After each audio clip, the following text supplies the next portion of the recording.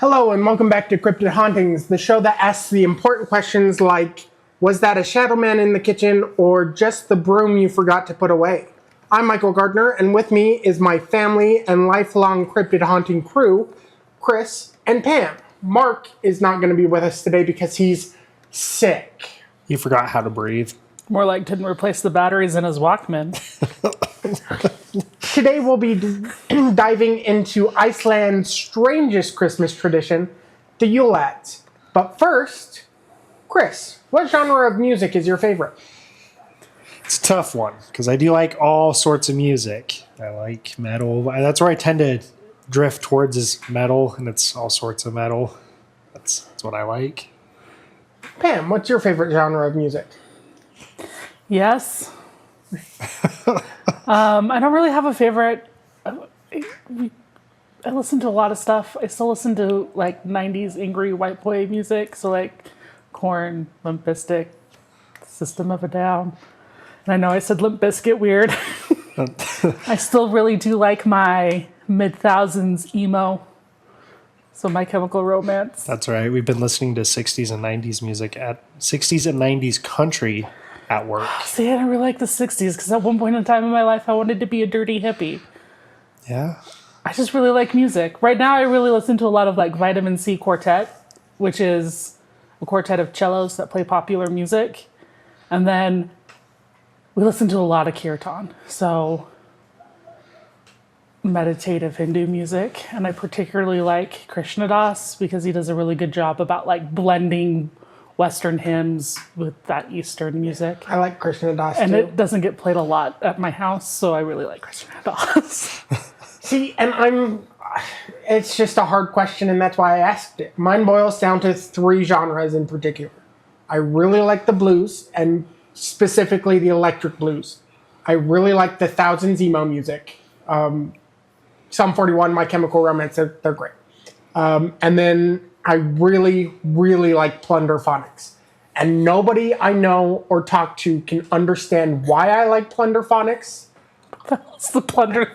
Plunderphonics is they take samplings of TVs, movies, books, literature, and then they'll put it into a song. But it's interesting. I like it. Okay. He's played me some stuff. It can get weird. It does get weird. But I really like plunderphonics. When you're at the house and he plays his weird stuff, that's usually plunderphonics. Is that weird The Boy Needs Therapy? Yes.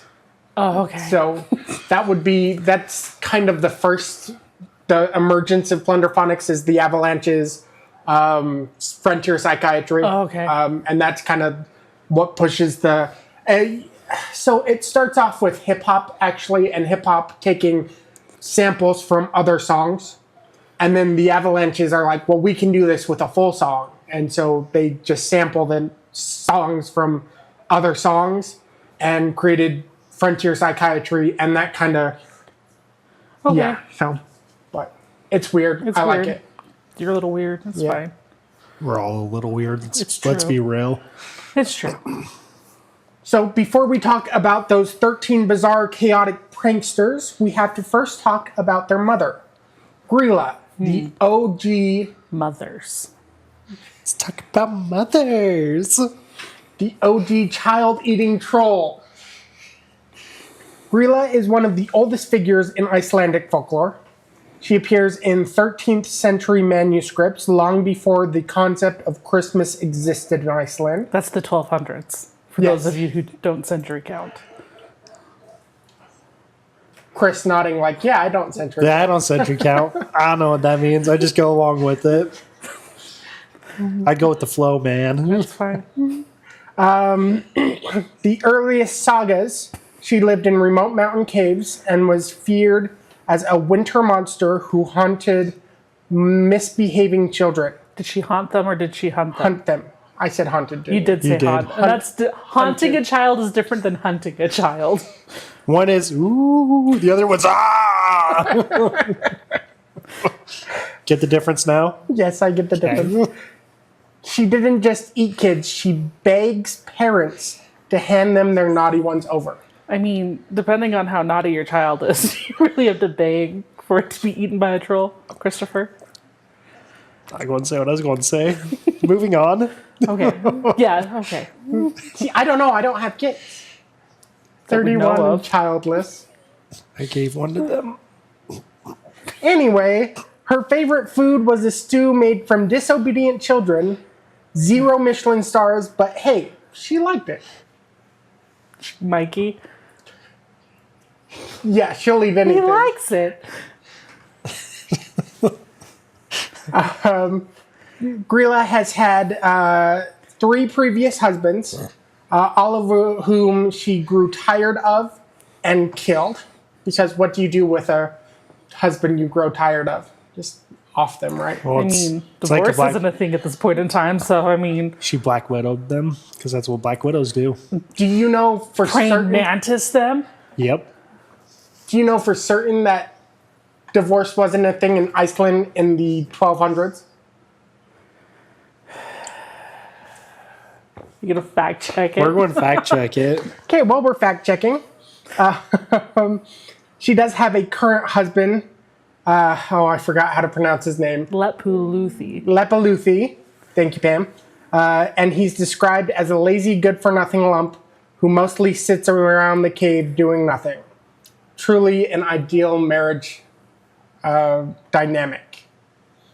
She gets to go hunt children all day, Hey, but he sits around the cave and does nothing. somebody's got to bring home the bacon. You're disgusting. It was in the medieval era. That's all it says. So it's before this. Medieval era is going to be your 14th and 15th century. So yeah, you just have to murder your husband. Well, it's like, what's his face? Married, divorced, died, right? Or however it went from Looney Divorce, Tunes. beheaded, survive. Yep, thank you. That's Henry VIII, and it's not from Looney Tunes. It's from Hysteria. Thank Yeah. you. Oh, With the crier. my bad. Get your after-school cartoons correct. I'm sorry. Can you forgive me? Looney Tunes didn't have weird egg babies. Was that from the Animaniacs? No, it's from Hysteria. Hysteria. So anyway, they had a cat. Just so you guys know. Sorry, people, my mic fell. Are we okay? Yep, we're good. We're good. So they had a cat, and the cat has been mentioned once on the show before. It's the enormous Yule cat that Pam mentioned the last episode. It is a gigantic murder cat, and it was their pet. Mike could get this cat. He would want this cat. I would love this cat. I think it would be fantastic. It prowled the countryside, eating anyone who did not get clothes for Christmas. It's not just clothes, new clothes. He's a bougie cat. You have to have new clothes or else he eats you. But how- That seems very classist. How rude is that? Like, I'm gonna only eat kids who didn't get new. So all the poor kids. Like I said, it's classist. Yeah. He's a bougie cat. He likes them poor kids. As each lad arrives one night per year, starting on December 12th, children place their shoes in the window. Good children got candy. Bad children got potatoes. Potatoes in Iceland folklore means you messed up. Kid. Again, potatoes. And this is going to be newer because, that's my Yule cat. That's a dog. She's persnickety like a cat. But potatoes aren't showing up until the 1500s. Yeah. Potatoes are a rich man's food. So how does that mean you messed up if you got a potato? Because you can mash them. Boil them, mash them, stick them in a stew. Yep. Okay, I also don't understand why our Santa Claus mythology, the bad kids get coal. Coal's useful. I would say coal is far more useful in a Victorian household than a doll. Yeah. I think you're just splitting hairs at this point. So what if bad kids... Maybe the parents needed an excuse to give their kids food for the... Oh, you were So bad. why would you say the bad kid gets the potato? You've been a bad kid. You get a potato. You have to eat it now. Oh, darn, I got dinner for a week. Maybe it was an excuse. You don't know. And you're right. It is a newer tradition. The Yule Lads don't show up until about this... I think it was 17th, 18th century. So... they are fairly new. So each lad is named for a specific type of annoyance they cause, with my awful native pronounce. I'm going to pronounce these and they're going to be terrible. And then I'm going to give you the English as to what they're known for. So on December 12th, you have Stekkingester, or sheep coat clod, who walks on wooden legs and tries to suckle sheep, and is historically connected to early Iceland sheep barns and winter livestock care. Just thirsty. He just wants milk. Got milk. On December 13th, Gillinjoger, or Gollygawk, hides in gullies and watches farmers. He steals froth off milk buckets and prized food in old Iceland. A prized food in old. So the froth of the milk was a prized food.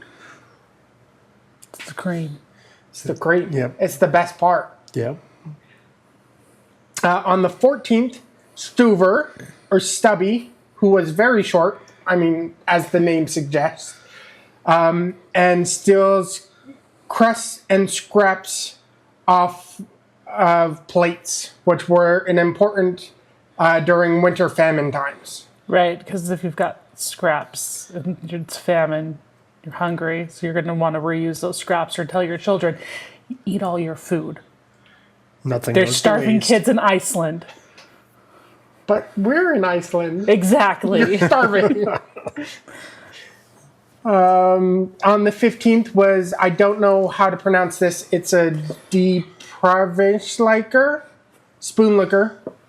So I'm going to say Scheivenliker. That was weird. He licks wooden spoons used for porridge. Possibly a cautionary tale to keep cooking tools clean. Sorry. On the 16th, Potkiefel, not Kiefer, Kiefel, pot liquor, eats leftovers stuck inside pots, encourages children not to waste food. Don't waste your food. So far, these sound just like really bad, kindergartners trying to insult each other. Yeah, well, Pot liquor. Yeah, well, you're a pot liquor. You're stubby. You're Gollygawk. Sheep suckler.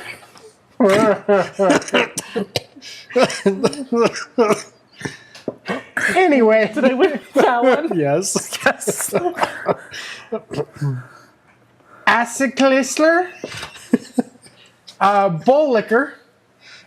I don't know how those two are. He hides under beds and steals food from bowls from the floor, and called an asker. It's a plate used for all meals. He then stole their asker and ate from it. Remnant of medieval Icelandic household practices. On the 18th, Hordiskiller, or door slammer, loves slamming doors at night. Parents probably invented this one to blame noisy windstorms. I think they just wanted to be like, hey, it's the 18th of December. Kids are asleep. Let's wake them up. Slam! Or things wind. aren't as sealed nicely as they are nowadays. My house does it because I've got that giant dog door, but when we open the front door, one of the other doors, if they're not shut all the way, will slam. Or if my doors don't get shut all the way, you've got wind that will blow them open and close. So it's just a way to explain why things are opening and closing, why you might feel that cold breeze instead of, the house is haunted, which is the obvious explanation. It's this weird little elf man. Troll. It's this little troll dude who is slamming the door. doors. Okay, on the 19th, we have Skygrammer, or Scry Gobbler, obsessed with Icelandic scry, which is a national treasure. It is a yogurt. That's all I know about it, is it's a type of yogurt. It's probably like Go-Gurts. You have to protect those things. It's so gross. I know, my boys love them. Yeah, well, your boys are My voice. Your voice. On December 20th, Bungeninkler sausage swiper hides in the rafters to steal smoked sausages. Reflects on prevention techniques in old Iceland home. Preservation techniques in old Iceland home. I said prevention, I meant preservation. December 21st, Gully Gaver, or window peeper, peeps through windows looking to steal things. I think, Pam doesn't think so, but I think he's the creepiest one. I don't think this one's the creepiest one. I mean, he's looking in your window. He's peeping on you, Pam. He's looking in your window. Hide your kids, hide your wife, hide your husband too. On the 22nd of December, Gatapoofer, doorway sniffer, huge, extremely sensitive nose, tracks bread and called loof. It's a loaf of bread. No, it's leaf bread. It's Laffa bread. Laffa bread? Yeah. He's a hobbit. And he can track it by the smell alone. Elven bread. Yeah. That fills you up. Keith How O'Curr, many did you have? meat hook, which Pam thinks is I think the this is creepiest. the creepiest one. He uses a hook to steal meat. Icelanders traditionally hang meat to cure in wintertime. He's the hook-handed man. He's wandering around with a hook for a hand. And it's not just any hook, it's a meat hook. So he's going to come and creep in at night and scrape your face off. Scrape, scrape, scrape, scrape.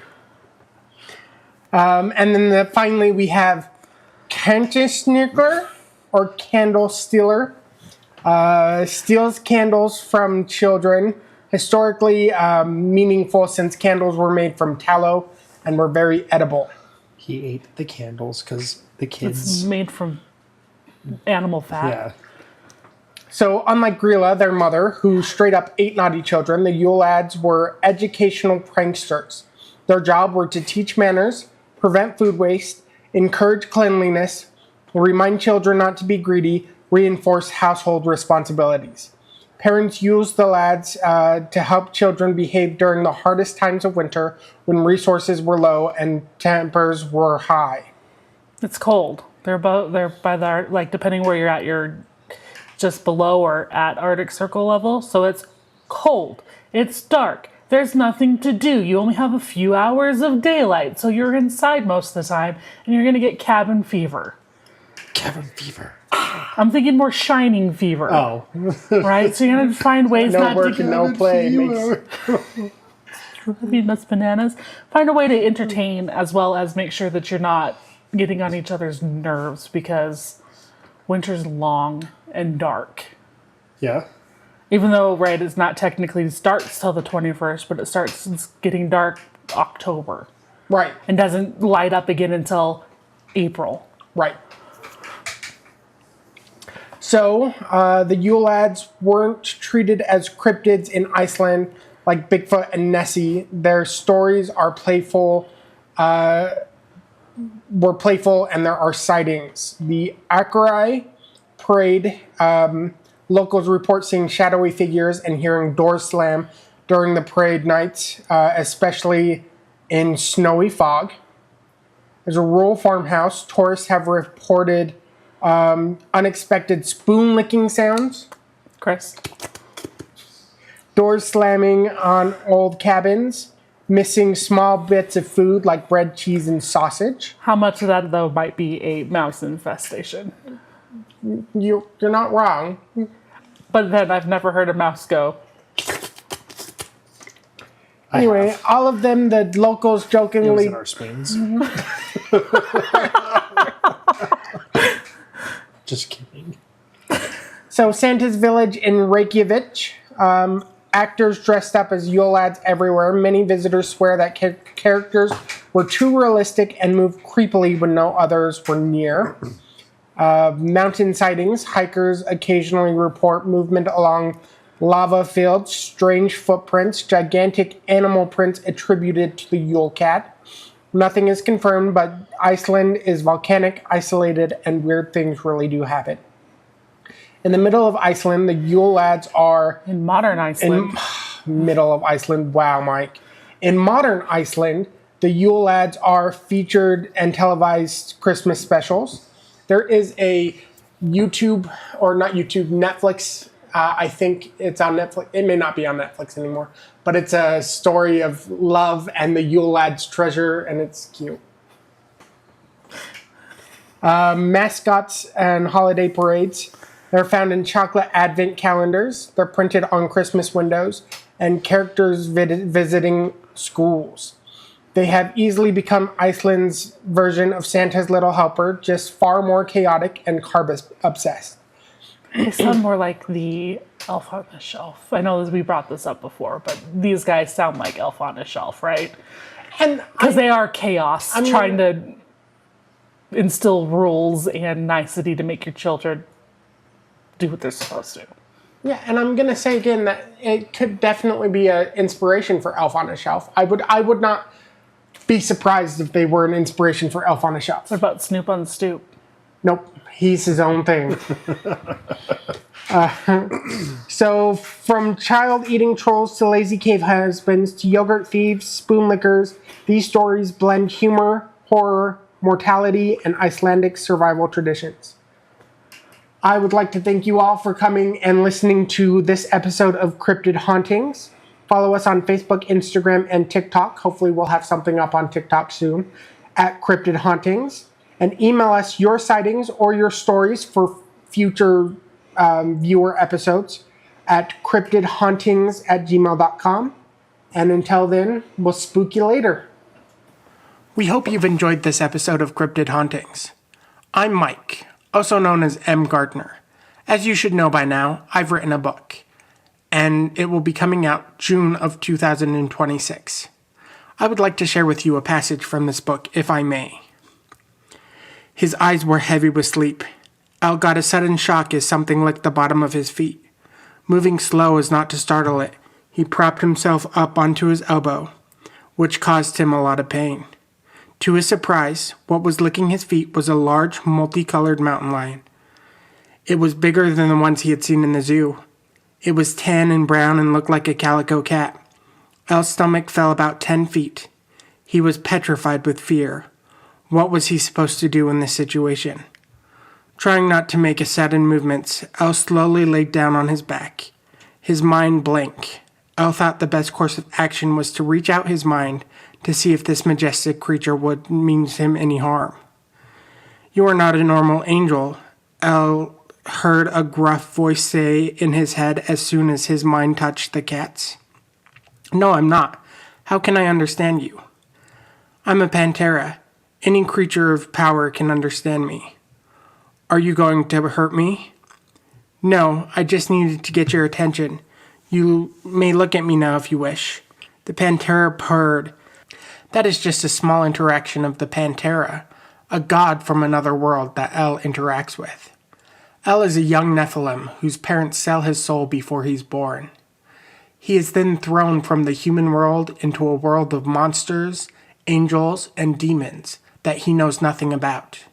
His one goal, the one thing driving him to face this world, is his soul. Where is it? Where can it be found? Would you brace Hélène back for your soul?